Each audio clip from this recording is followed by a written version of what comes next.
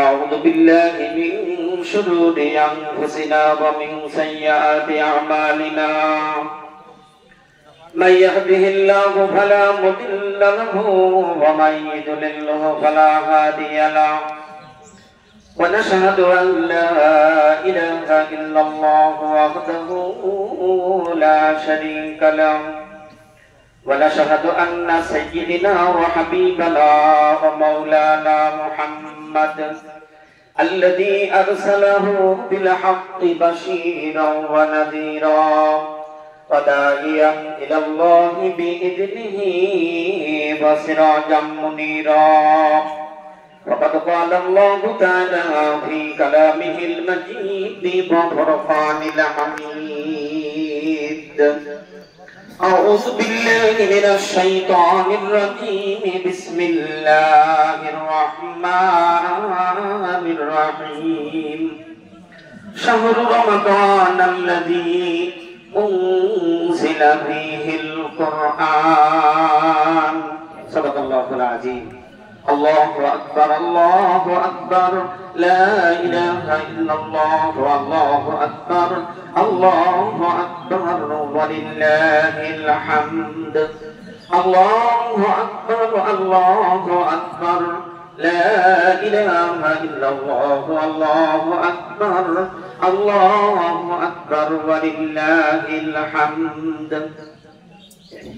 উপস্থিত মুআজ্জাজ মুহতারাম আমার গ্রামের সম্মানিত ভাই ও বাবাজিরা সকলের প্রতি দোয়া পাবার আশায় সালাম জানাচ্ছি আসসালামু আলাইকুম ওয়া রাহমাতুল্লাহি ওয়া বারাকাতুহু। আপনারা সকলে ভালো আছেন তো? আলহামদুলিল্লাহর আওয়াজ এরকমের ফলে মনে হচ্ছে রোজা শেষ হয়নি। আরেকবার আমি বলি আপনারা সকলে ভালো আছেন তো? আলহামদুলিল্লাহ। সকলে বলি আলহামদুলিল্লাহ হামদান কাসীরান তাইয়িবান মুবারাকান ফীহি। আল্লাহ তাআলা আমাদেরকে আজকের এই পবিত্র ঈদুল ফিতরের নামাজ আদায় করার জন্য পবিত্র ঈদগাহ ময়দানে আসার সুযোগ করে দিলেন। এই জন্য আমরা সকলে খুশি না বেজার? খুশি। সবাই কিন্তু খুশি হইতে পারবে না, সবাই খুশি হতে পারবে না। খুশি হবে ওই ব্যক্তি যেই ব্যক্তি একটি মাস সিয়াম সাধনার মধ্যে কাটিয়েছে, সুবহানাল্লাহ বলবেন না? রোজা রেখেছে, পাঁচ ওয়াক্ত নামাজ আদায় করেছে, আর আল্লাহর প্রতিটি হুকুম মেনে তাকওয়া পরহেজগারি অবলম্বন করেছে, ওই ব্যক্তির জন্য আজকে খুশির খবর। সুবহানাল্লাহ। আল্লাহর নবী বিশ্বনবী মুহাম্মদ রাসূলুল্লাহ সাল্লাল্লাহু আলাইহি ওয়াসাল্লাম তিনি হাদিস ফরমায়েছেন, নবীজি বলেছেন وقال رسول الله صلى الله عليه وسلم فإذا كان يوم عيدهم يعني يوم فطرهم بكى بهم ملائكته فقال يا ملائكتي جزاء أجير وعمله। আল্লাহ রাসূল হাদিস ফরমান, যখন ঈদের দিন অর্থাৎ ঈদুল ফিতরের দিন উপস্থিত হয় তখন আল্লাহ তাআলা বান্দাদের সম্পর্কে তার ফেরেশতাদের কাছে গর্ব করতে থাকে। সুবহানাল্লাহ বলবেন না? আল্লাহ তাআলা কি করেন? ফেরেশতাদের কাছে গর্ব করে এবং কি বলতে থাকে? যে শ্রমিক তাহার কাজ পুরোপুরি সমাধা করে, ফেরেশতাদেরকে আল্লাহ তাআলা বলেন যে কোন শ্রমিক যদি মালিকের কাজ পুরোপুরি সমাধা করে তাহলে তার কি দিতে হয়? কথা বলেন না কেন? তার ন্যায্য প্রাপ্য বুঝে দেওয়া হয়।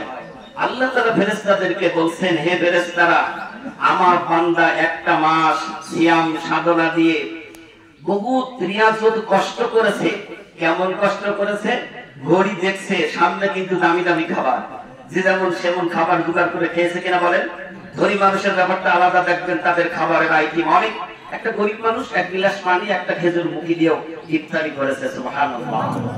আল্লাহ তাআলা কিরকম সাধনা করেছেন, কিরকমের রিয়াজত দেখিয়েছেন, তাকওয়া অবলম্বন করেছেন। ও ঘড়ি দেখছে 1 মিনিট বাকি আছে, তবু সে খাবারে মুখ লাগাই নাই। সুবহানাল্লাহ।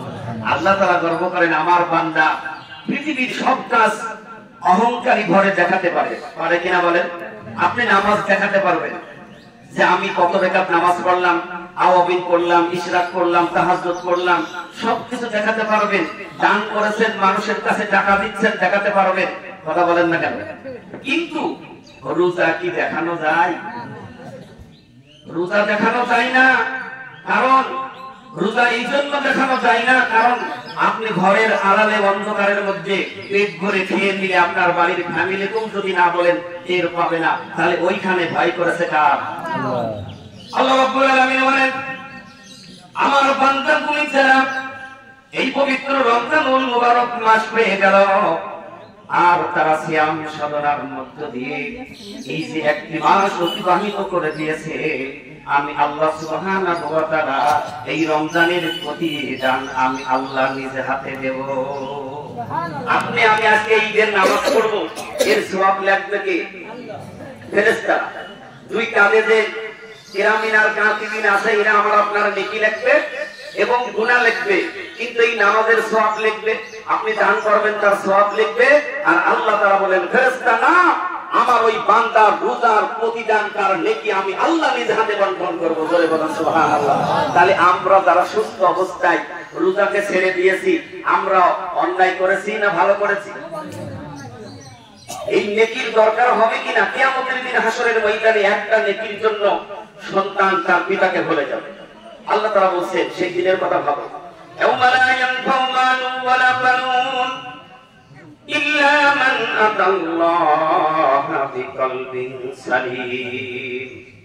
আল্লাহ রাব্বুল আলামিন বলেন, সেই দিনের কথা ভাবো যেদিন তোমার